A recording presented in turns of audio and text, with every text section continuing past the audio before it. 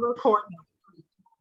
Welcome, everyone. On behalf of the Absalom Jones Episcopal Center for Racial Healing, where Dr. Catherine Meeks is our executive director, we welcome you to part 3 of Dispossessed, Ecowomanist Struggle for Land and Justice. And also, you all, I am Dominique Hardy, the program manager for the Center for Racial Healing, and it's been such a delight these last 2 weeks to engage in this conversation. I strongly encourage you to watch the recordings if you weren't able to make it for the last 2. And thank you again for those who are just here today and were also able to come to the last ones as well. Before we move forward, I did want to ask you, as you review and think about and meditate on the last 2 conversations, which have been incredibly profound, we are very curious about receiving feedback from you concerning what you like to see, what you appreciated hearing and learning and seeing, but also some of the topics that you'd be interested in us discussing moving forward. And so we are asking that tonight will be an interactive time of conversation where all of your questions are welcome. Nothing is off the charts in terms of these type conversations. So feel free to place your questions and comments in the chat throughout the duration. And at the appropriate time, we will ask you to unmute yourselves and share a little bit. Because of our group tonight, it is perfectly fine for you to just unmute yourself and speak, but you're also welcome to put it in the chat if you're driving or whatnot. And then lastly, please, mute yourself until the appropriate time where you want to speak, just so that we can keep the background noise to a minimum. And without further ado, I welcome Dr. Catherine Meeks, our executive director for the center, and she will take it from here. Thank you all so much for being with us. And thank you, Dominique. And it's good to see everybody. And I do want to say that there are actually 106 people registered for this event tonight. Yep. And even though not that many folks are able to show up in real time, everybody will get a recording of what we do here tonight. So that's one of the saving graces of being virtual these days, is that we send out recordings to the registrants. So we're continuing to spread the word, even though the folks that are here with us in real time sometimes is just a tiny fraction of the folks who actually register. I'm sure you've all experienced that phenomenon in the virtual world of programming these days. It's a very strange phenomenon that I don't understand, but it is what it is. And thank God we have the recordings so we can share with folks who are not able to join us. It's my wonderful pleasure to introduce our partner, Valerie Rawls, who is one of the co-visionaries and founding visionaries for the Ecowomanist Institute. And many of you know that already. You've met Valerie before, if you were here before, and if you were here last year as well. And I've said before, and I'm only going to take a minute because I don't want to spend any more time. I want to get to our program, that it's been my absolute honor and delight to have the opportunity to work with Valerie, because the work for her is not just about head work. And I understand that all of the work we do in the arena of trying to do healing has to do with the head and the heart. And Valerie understands that, has internalized that reality, and works out of that space. And it's just a delight to have her as a partner and friend, and to have been on this journey with her to this point. We are just getting started with the things we're going to do, with the trouble that we are going to create, because that is how change occurs, that people are willing to be disruptive. And Valerie is willing to be disruptive. And it takes courage to do that. So my dear sister, thank you for being willing to be a disruptor, and welcome to this space again. Do you all see why I love her so much? And how could you not? Really, that kind of introduction. And I have to mirror that. I've learned how to be a disruptor sitting at the feet of a disruptor. So thank you so much, my dear Dr. Catherine. I'm gonna get scratched by the cat for that, but we'll talk about that later. Hello, everyone. Thank you all for joining us again this evening. This has been a pretty amazing last 2 Mondays, now our third. And tonight you are in for an amazing adventure, lesson. This young sister I have an extra special affinity towards her. My father's name is Marshall. And anybody who knows me knows how much I'm a daddy's girl and love me some Marshall Hill. So tonight we get an opportunity to speak to a sister, hear from a sister, share with a sister about some subject matters that are very, very critical, but who knows about the horizontal and vertical and how they come together. We flush toilets, we flip on lights, we talk about air, we talk about water, but we don't know the infrastructure pieces and the science and all of those moving parts that need to come together, and policy to make our places safe and healthy for all. Quite frankly, we know that there's a disparity when it comes to healthy places, when it comes to clean water, access to fresh air, and so on. So tonight, Ms. Bekkah Marshall is going to take us to school. She's made it perfectly clear she likes to have fun. So let's have some fun while we get educated. So Ms. Marshall, take it away. Absolutely. First and foremost, thank you very much for inviting me. I'm greatly appreciative. So what I want to do, I'm going to talk about my titles real briefly so you can get a point of some ideas and some questions that you may have. So I'm a trained environmental scientist in the areas of water quality and treatment, small water systems. I do some engineering designs and things like that in that area. Also water quality analysis reports, water purification. So we're talking about water. Then I'm a certified environmental health professional. And that's when we're looking at water, we're looking at food in a public health perspective. So we're talking about waterborne diseases, waterborne illnesses. I use that also when I'm thinking about water treatment systems. When I'm interacting also in agriculture, I combine both of them, and I deal with agriculture and climate resilience. And here in Florida, also, I've been able to do that in Senegal and Ghana. Lastly, Eco and Water Strategist.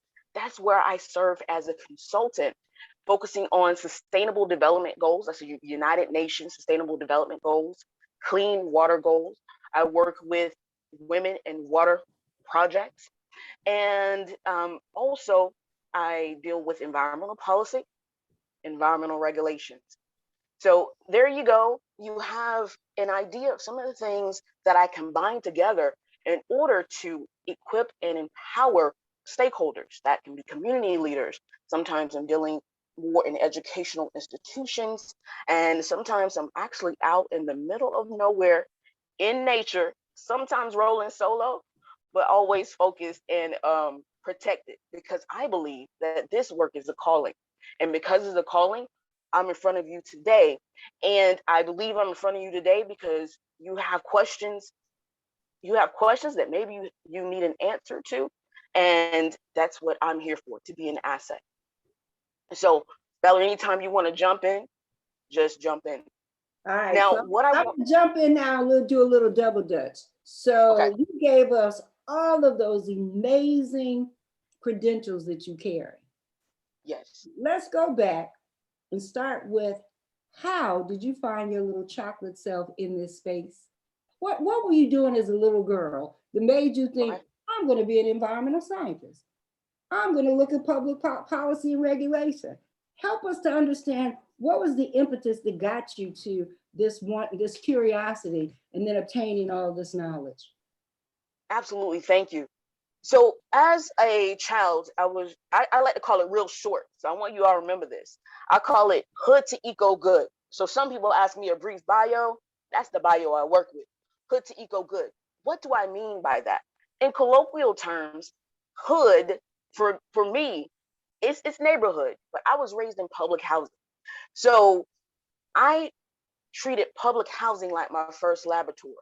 This is where I begin to observe, where I begin to analyze, where I begin to focus on conflict resolution, and most importantly, where I begin to define and understand how you manage and move and shift energy. So at a young age, I was already, to me, a scientist. I would be looking back and I would write down things that I thought were interesting. I would see how those who were labeled I want to say in poverty or low income, I saw how we were treated differently. I saw how the environments were treated differently. I saw where funding went and where funding did not go. I see how over policing makes people sometimes feel more like a suspect instead of a resident, instead of a community member. And that also now guides me when I deal with regulatory matters. How do I respond to the community?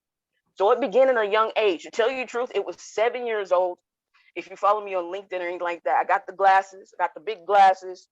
I was ready to go. I'm actually holding a snake. So this has been a journey that, like I said, is a calling, because at a young age, I didn't know environmental science, but I knew that I wanted to be able to help people through science and other avenues. Thank you for setting the tone for that little 7-year-old girl with the big glasses and the snake on LinkedIn. So let's go into a little bit deeper about how you apply all of these disciplines. Let's talk about a couple case studies. You said Florida, you talked about Ghana, Senegal. How did you get from your work here domestically? What are some of those examples? And then how did you transfer those over internationally? Absolutely. Let's start with Florida. Florida is an interesting case because it's surrounded by water. Because it's surrounded by water, you would think Florida doesn't have a problem with water, but they do, because that beachfront property and all those things invite more people. And that is a demand on the groundwater system. So when we're looking at Florida, Florida is a great case study for me to interact with communities. I'll give you an example. And when I give examples, I just like to say the community. I like to respect the community and not be too detailed, because that's how we gain trust. But there is one community in a particular county that was suffering from their well water. And they were suffering from their well water for a particular reason. Now, in some areas, just to let you know, and this is where policy and so many other things come into play, is that you have property rights, you have property responsibilities. So a lot of times you'll see where individuals, especially Black communities, low-income Black communities, are experiencing water quality issues.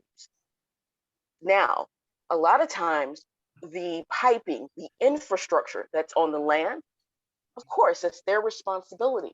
But what happens when they're low income? So with that particular focus, I use my background in water quality and treatment and public health to network with someone who actually wanted to provide their services to do the water quality report to see what is going on. So that's in Florida. But when we go to other areas, especially when we're looking at Black communities, if we're looking at in different African countries and we're looking at issues there, some of them are similar, where we're looking at how do I pay for the infrastructure? And so that, and even in certain areas, when there's a well placed, what about operation and maintenance costs? So there's a lot of things that go into play when we're thinking about, let's say, just water quality. But it doesn't stop there. I like to bridge it together.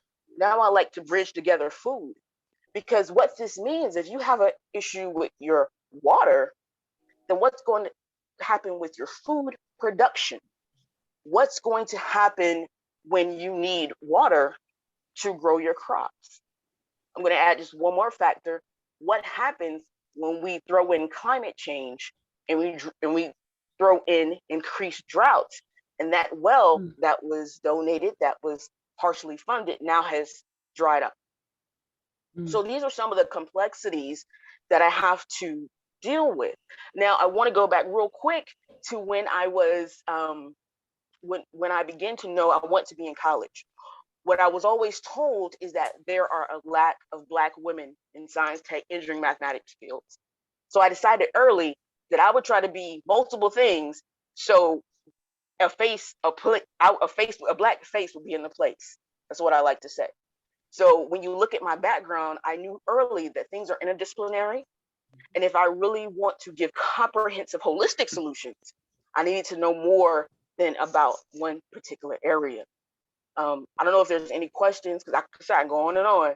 If there's any questions, let me know. I do have a question about when you said that the community in Florida was having trouble with their wells. Do you mean the water, they did not have enough water, or was the water causing them to get sick because of some problems? Or could you say a little bit more about that? Absolutely.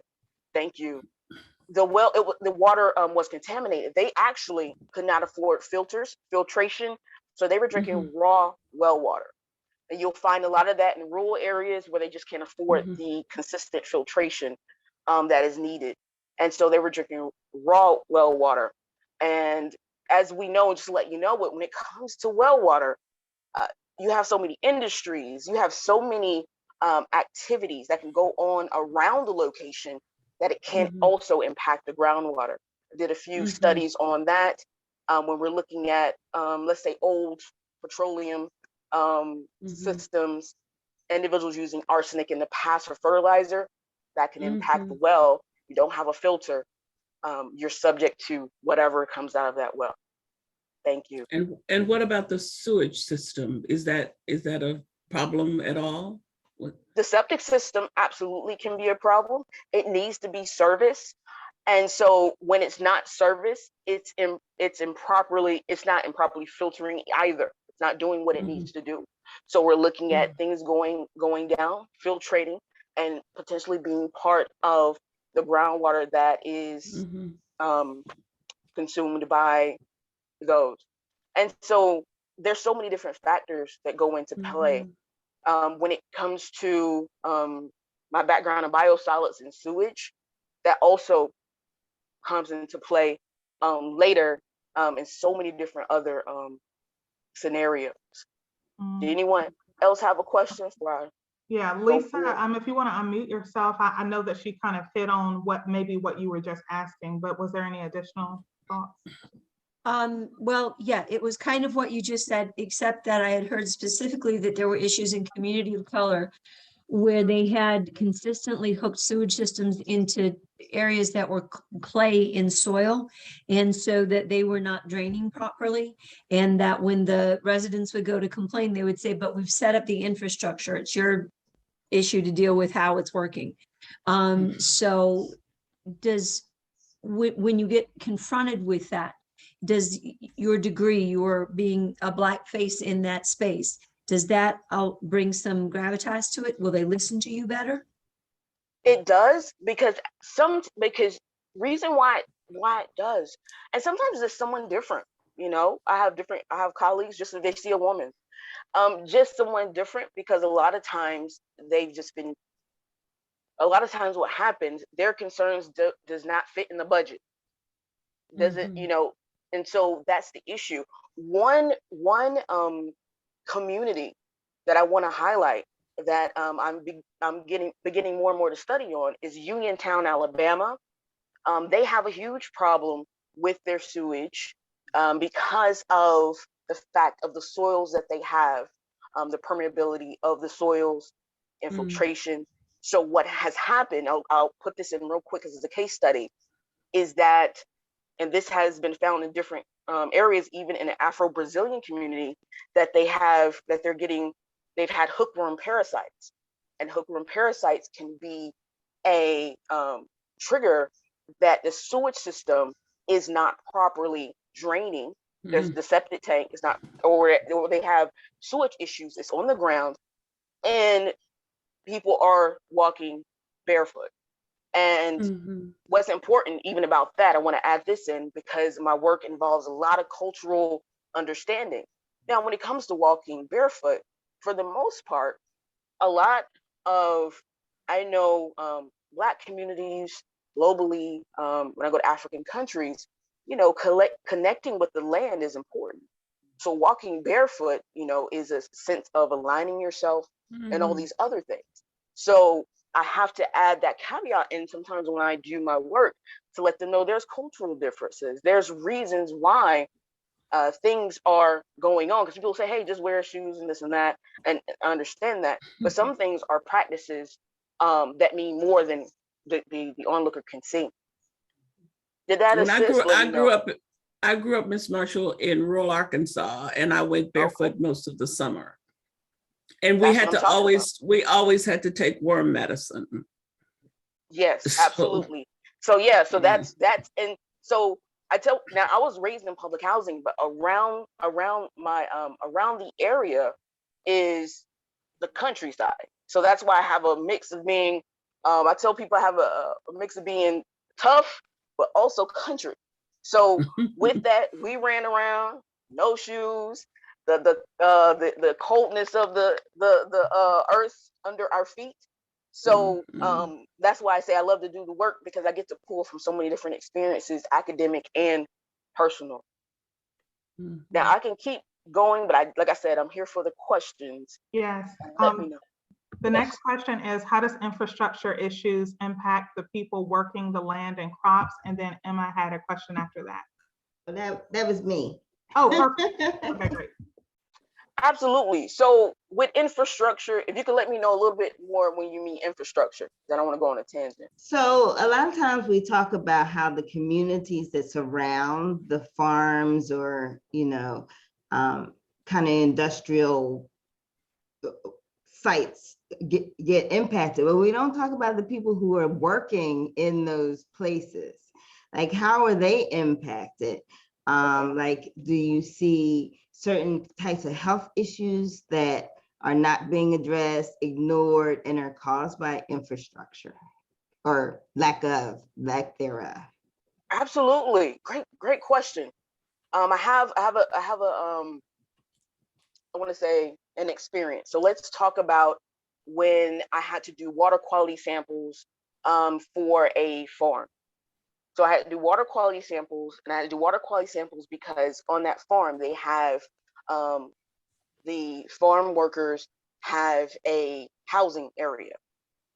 And so what I had to do was first when you're dealing with public health, you have to look at the immunocompromised. So those are the real young, those who may have health issues, and then we look at the elderly. And so the issue at hand for the babies is something which they call blue baby syndrome, which that if you have a high concentration of nitrates, once you make a baby formula with that particular water that's high in nitrates, then it can lead to a reaction and potentially suffocate. The child could die from suffocation because it changes up the oxygen. I want to say how oxygen is processed. Mm-hmm. So I can give you an example how everything comes together. And plus, here in Florida, we have a lot of our farm workers who speak Spanish. So that means I have to get my act together when it comes to speaking different languages. I actually have a script that I practice and that I go through. But that is one thing. If the water is not, like I said, doesn't have a filter, if it is contaminated from fertilizer, so we have to begin to look at what fertilizers are we using. What does the fertilizers have in there? We're also looking at livestock. What's livestock management? And those things, because sometimes even that can be an issue, because we have waste not properly being dealt with. We could also have that other chemicals are used on the farm. How are they stored?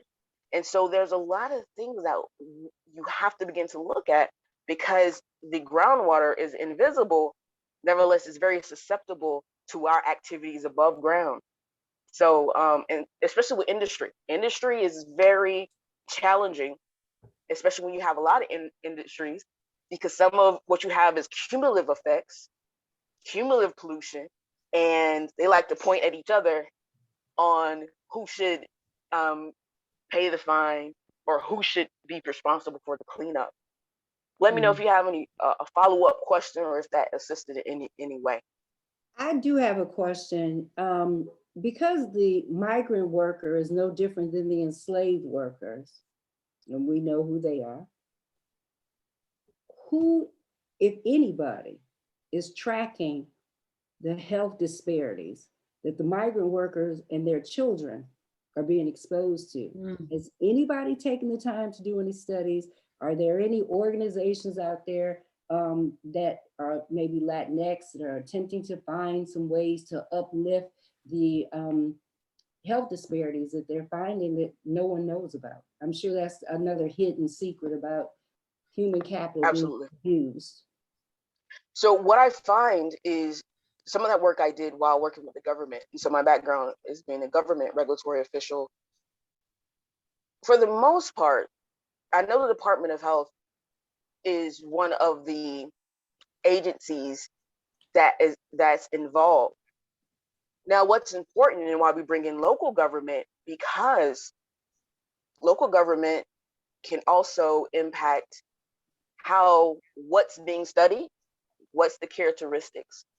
This is why I do my best to interact with graduate students, so I can get them to make that a part of their study or make that a part of something that they would want to work on, just to check and see, is there another characteristic that can be added, another target indicator?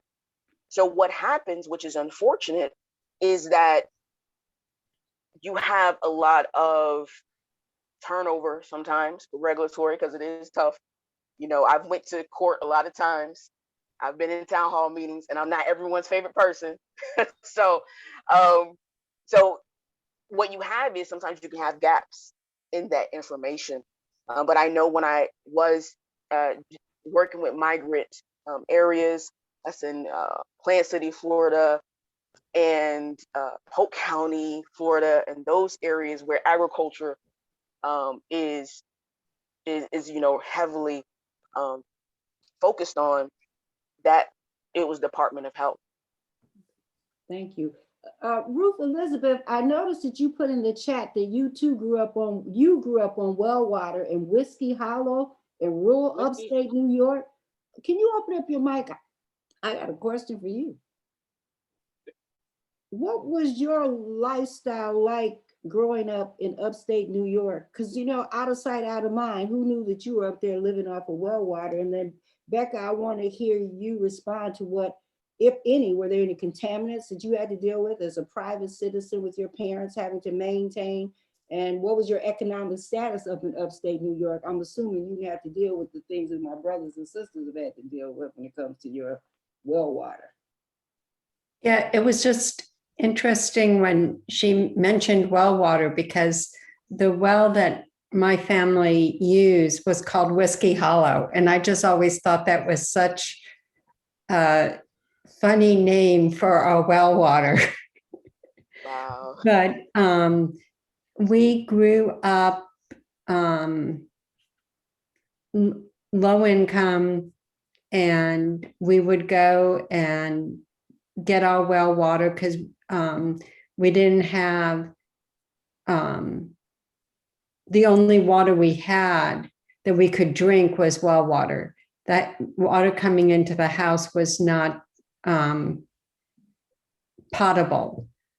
So, we bathed in it, which now I always wonder how I ever got to be 64.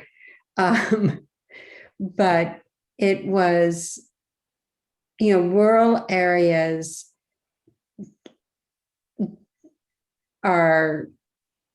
this is common throughout rural areas, not only in the South, but in other parts of the country. Absolutely. Thank you so much for sharing that. I get an opportunity from time to time, because I have so many different individuals I partner with, that I network with, because this work is all about collaboration. And so you're seeing me, but I collaborate with so many different people. And I want to say Appalachian area, Kentucky. It's an area in Kentucky, Appalachian area. They have a huge issue with water. And it's a conversation that needs to be had, because what happens when you have rural areas that may not be individuals of color, they still need to have a focus. Nevertheless, some don't want that attention. So you're it's an interesting balance here. So I know I have interacted with those that are dealing with issues and assisting, because what happens in these low income areas, industry loves these areas. Those who have landfill and waste, they love these areas. And when that happens, I've sat in the room. Let me just be 100% transparent. I've sat in the room. I've heard the excuses. I've seen the poor engineering design. I've seen these things. And some do have the audacity to say, well, they can sue us.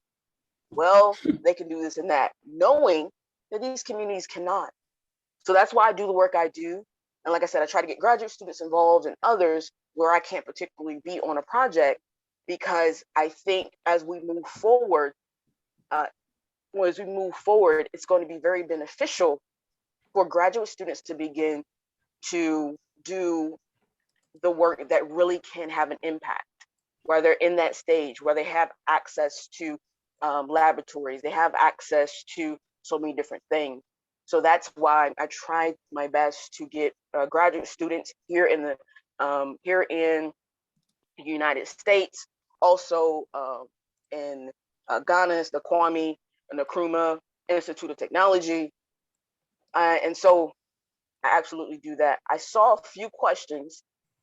Now I want to make sure that I cover that question for you. I think you just wanted to go over it, but I'm glad you highlighted that, because it is a communities, low income communities of color, and we know from past that there is a high proportion because of what has been done in the past, as far as redlining and all these other things that have been done in the past that have a concentrated communities of color being in a range of poverty.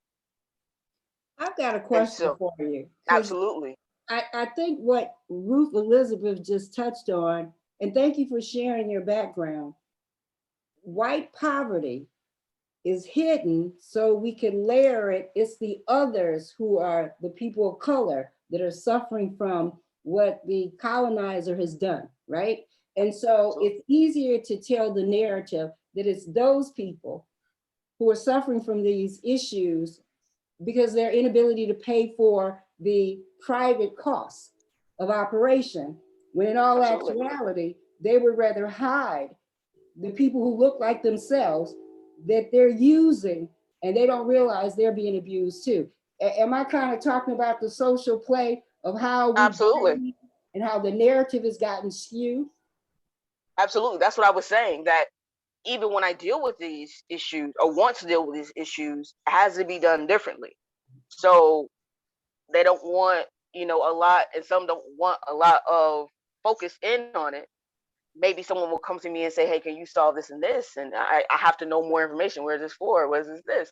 So you have that. And like I said, there's so many things that go on to play that I have to be aware of and that I have to understand. And those who are doing the same work that I'm doing. But that is true. Thank you. I'm sure. I think, isn't a large part of Appalachia white? Yes. I mean, and the poverty is astounding. And I wondered if, when you were saying people are hesitant there to want, do too much investigatory stuff, are people afraid that, so we've got these wells, but if you come and say our wells are bad and that we can't have the water, then what do we do? I don't know what the outcomes could be to those investigations. It's a multitude. Well, first of all, some are adverse to me assisting. So let's put that out there. Some of them are averse to me assisting and all. And then, in which I totally understand. And so that's why, like I said, going back to my background, I was raised in the country area and also public housing area. So I'm able to have those conversations just when I'm invited. These are not projects that I'm on routinely, but from time to time, some of the colleagues that I work with will ask me to look at different things or give my input. I think that it is about outsiders. You get that from some of anywhere. Slick talkers, some people have came before and have set, have been fraudulent, have not been, authentic. So that's why I say conflict resolution. I have a background in conflict resolution, and also connecting, learning how to connect with whomever I work with, because there's so many different layers going on that I have to find out. And that's even in people of color communities, fraudulent behavior. Some people come in and say, hey, this filter will work. It only costs this much. They get the filter. The filter's not proper for them. It's not doing what it needs to do. But by the time they realize it, that particular company or whomever is gone. And so then I show up and say, hey, you need a filter. And this is what it, I have to now establish trust and then go step by step. So I do a lot of education also. But that's a great question. I'm dealing with that. And we're going to increasingly see that communities that are not necessarily in the low income bracket are going to have to begin to deal with issues such as air. So one, I'm going to say this real quickly because I do air, water, and land. Air is going to be an issue also, because what do you do when you have a poor community experiencing air quality issues? You have a more affluent community potentially going through air quality issues as we continue to develop, and then we have industry. So moving forward and what's happening, we're looking at socioeconomic differences. We're going to have to begin to talk with each other more and more, no matter what your socioeconomic status is. Lisa, you opened up your mic and I saw we've got a private exchange, but I want you to open up your mouth and tell people what you've been sitting here sharing with me. Go ahead and talk about the trust factor. I just wanted to say I lived in Cumberland, Maryland for 3 years, and Cumberland is the center of the coal, well, one of the centers of the coal industry and all the stuff that went on there, and the Appalachian experience of people coming in from the outside has been to come and exploit, has been to come and take, has been to come and ruin and then walk away. And so there is an awful lot of resentment that's built up to anybody who comes in. I'm a pastor, and my background is that one of the times that I was there, they had the assistant to the bishop come in, who is identified as being from Baltimore, and she came in and the room was so cold. I cannot even begin to tell you. It was just hard. And then she mentioned almost in passing, well, I grew up in Wheeling, West Virginia, and you felt the whole room change. Like the walls went down, the warmth went up. They were like, oh, she's one of us. She knows our language.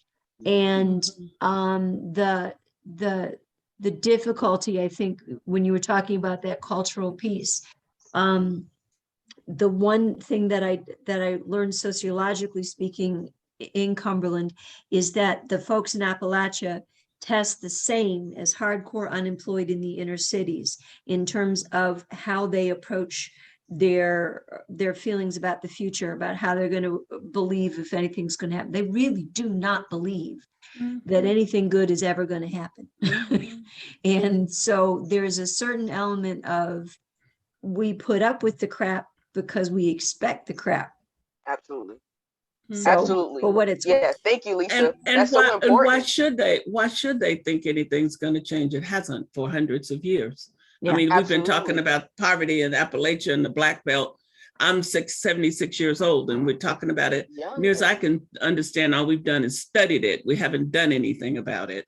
And it just, I don't live there, but it makes me furious because we've spent enough dollars studying what we could see with our eyes. We did not need a research project, so it's just sickening.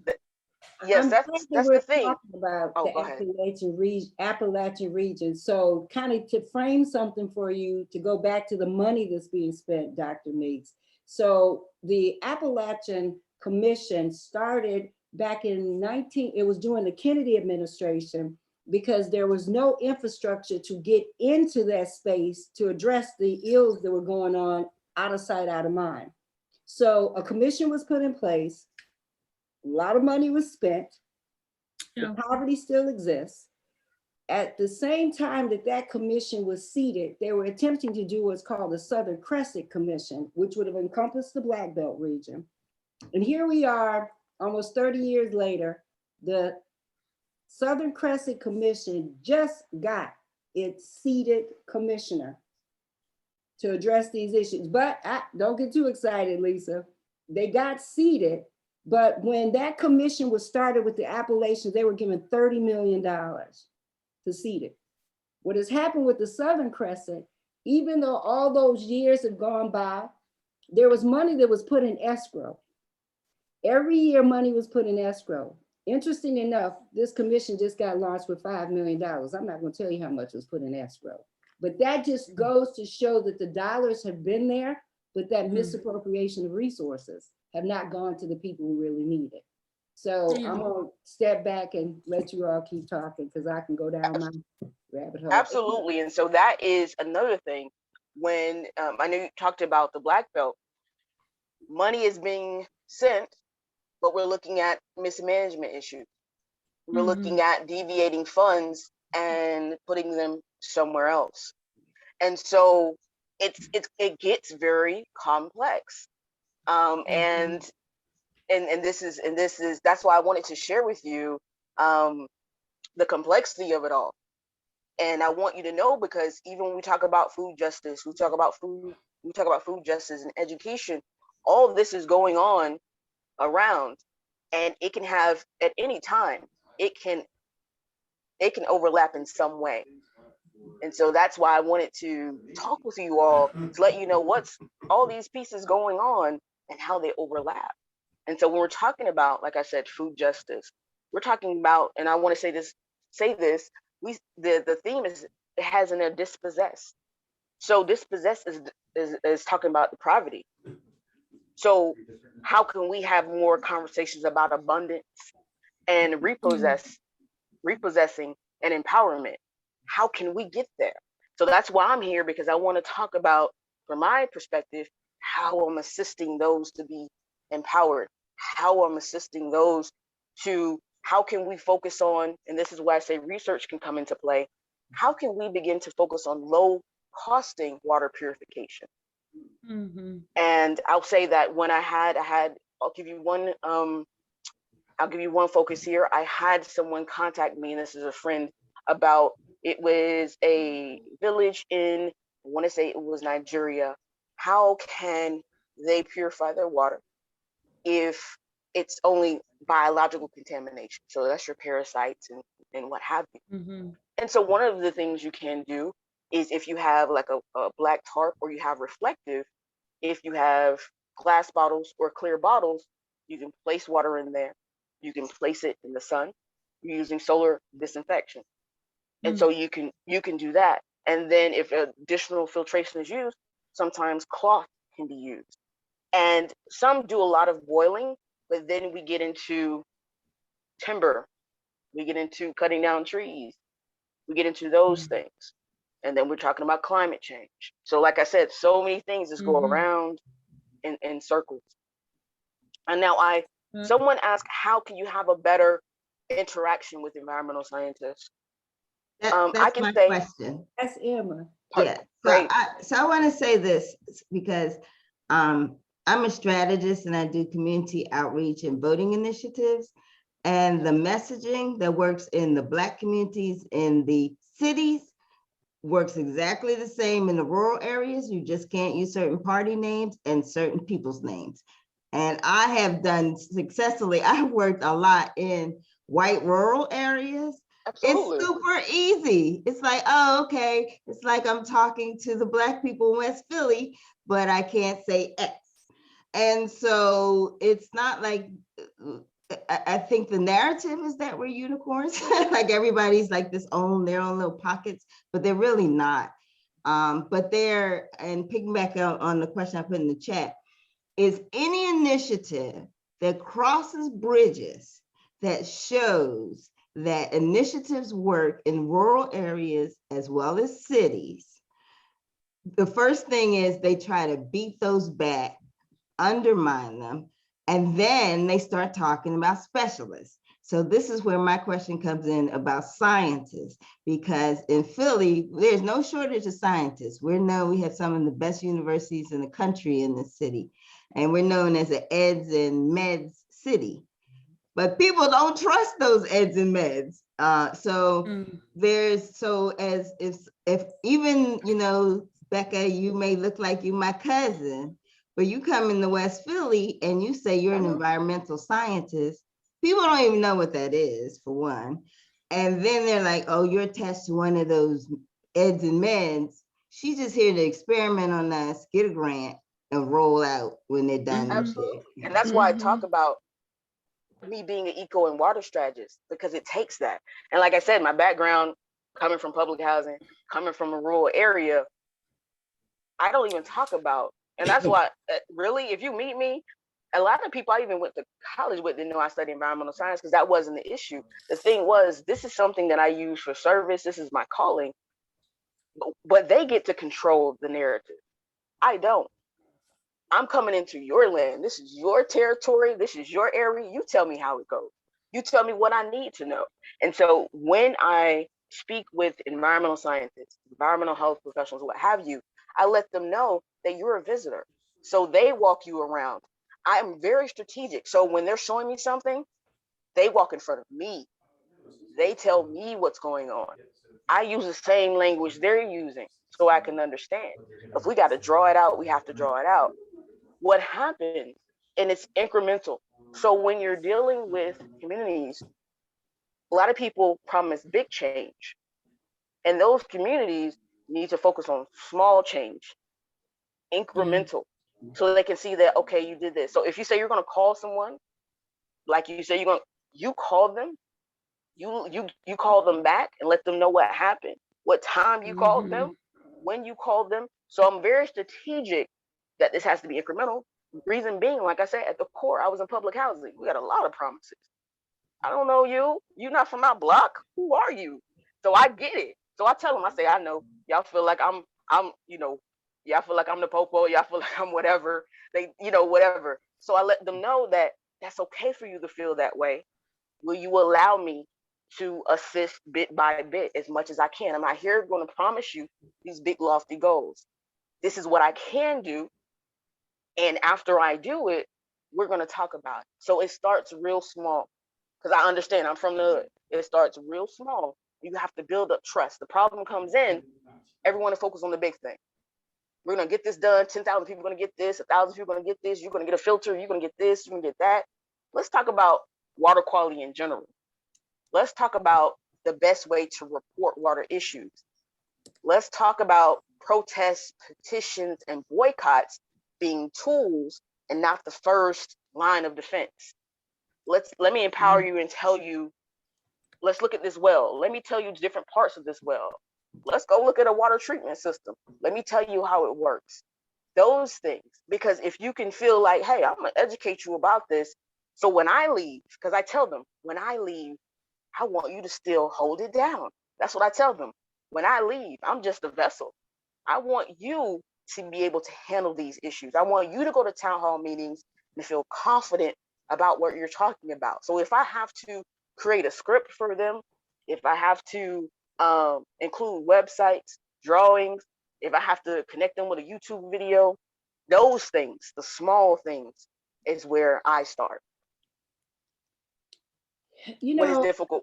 Yes. I don't want to even stop this conversation. The clock is ticking on us. And I just wanted to say, first of all of you and your amazing questions have made this as interactive as Sister Marshall asked for from the very beginning. I think you got what you asked for. This is just the beginning. As you all can see, there is that educational piece and that knowledge transfer. This is the choir. We're learning as the choir director is directing for these new songs. In order for us to be able to transfer this knowledge to those who are dealing with the day-to-day issues, we need to expand on this. And so I'm sure that Catherine, see, I'm not gonna get the cat scratch, would allow us to create some programming around this concept and this subject matter that's a lot more broader, that won't just be skimming the surface. I mean, we haven't even done that yet, right? And so Bekkah, I can't thank you enough for being that little girl with the big glasses and the snake at 7 years old, going through the hood, checking out what was going on around us. Yes. You have blessed us tremendously tonight.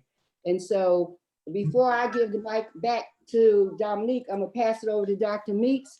Would I be able to create a longer program conversation around this subject matter, my dear? Well, our intention is to, at the Absalom Jones Center for Racial Healing, we have a part that's called the Barbara Harris Justice Project.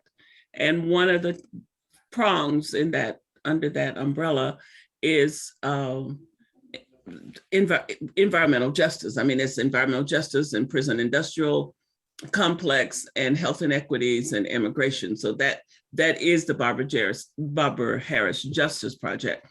So environmental justice is and environmental education and justice, I should say, are things that we tend to not get into talking about when we talk about racial healing.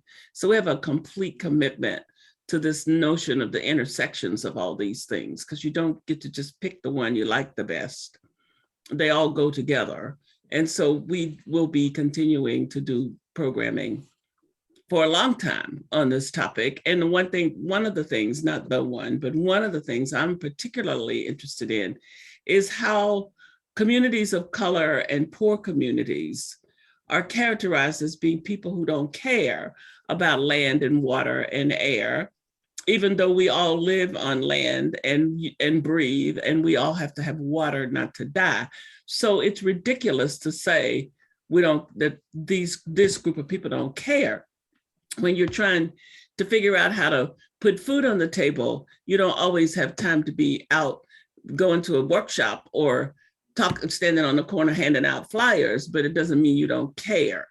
So I'm totally committed to the continuation of conversations and creating spaces where people can really get a better understanding of the issues, and also those folks who think they're going to go out and do something to help in this regard can have a better understanding of what they're even trying to do, and create some better attitudes too, so that we get people going out into communities with some understanding that all these things impact people's lives. And if they're not out being protesters, perhaps it's because they're too tired, because they're just trying to keep their heads above the water.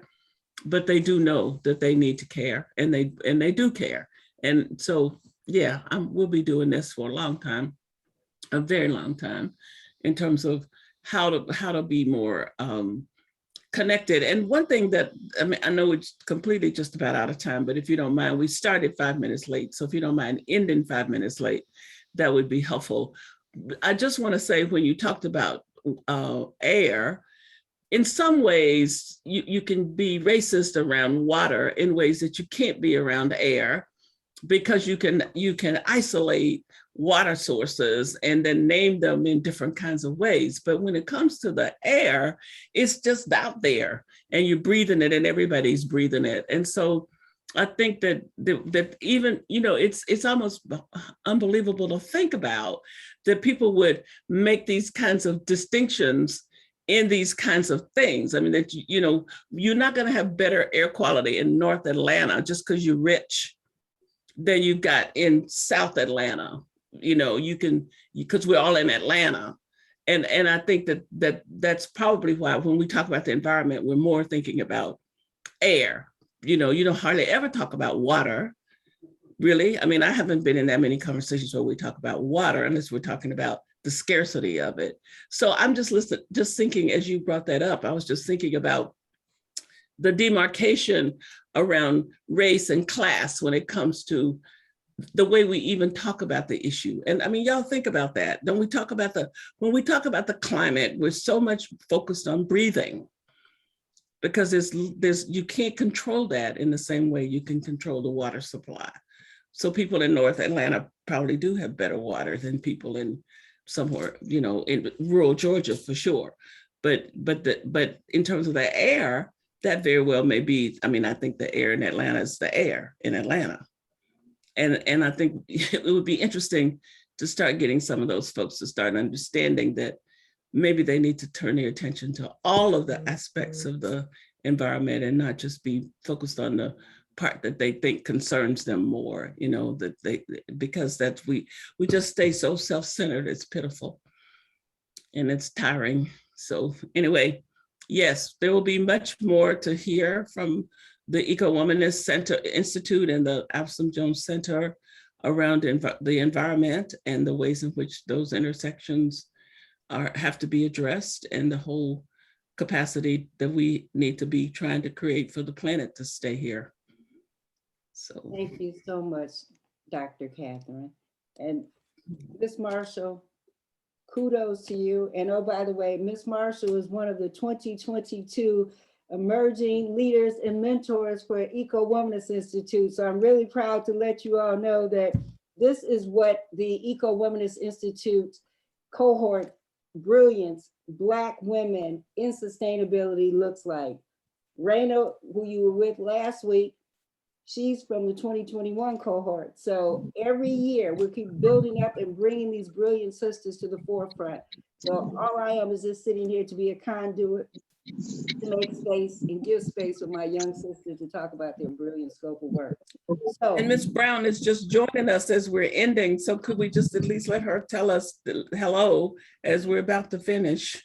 hello, Consuela. Tell us about what's going on in Chi-Town, because that's where she just came in from.